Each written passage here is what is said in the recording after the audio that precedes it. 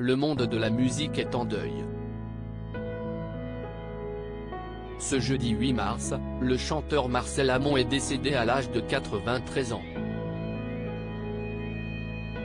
Avec Lynn Renaud et Hugo Frey, il était une des dernières stars du music hall. Les disparitions se poursuivent en 2023. Il y a quelques jours, on apprenait le décès de l'acteur Tom Sizemore, célèbre notamment pour son rôle dans Il faut sauver le soldat Ryan. Il avait seulement 61 ans. Le 6 mars, on a appris la disparition de Gary Rossington, guitariste du tube Sweet Home Alabama. Il avait 71 ans. Et c'est maintenant au tour du chanteur Marcel Amont de nous quitter. Celui qui s'appelait en réalité Marcel Miramont est décédé le mercredi 8 mars à l'âge de 93 ans dans son domicile de Saint-Cloud, à l'ouest de Paris. Il était entouré de sa femme Marlène et de ses enfants, comme l'a annoncé au Figaro Jean-Pierre Pascalini, le directeur des programmes de Mélodie.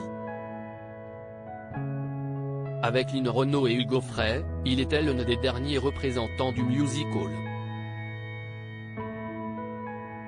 Il était un artiste complet, capable de faire sourire et rire, de faire réfléchir ou pleurer, a témoigné ce proche du regretté artiste. Marcel Amont s'est éteint après 75 années de carrière.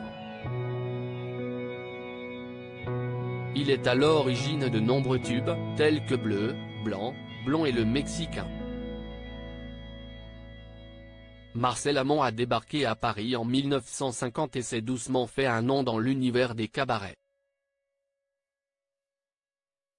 Les dernières années compliquées de Marcel Amont en 1956, après avoir reçu un grand prix de l'Académie Charles Cros, il a fait la première partie d'Edith Piaf à l'Olympia.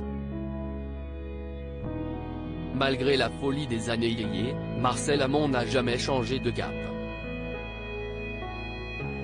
Il déplorait d'ailleurs être l'un des rares rescapés des fantaisistes.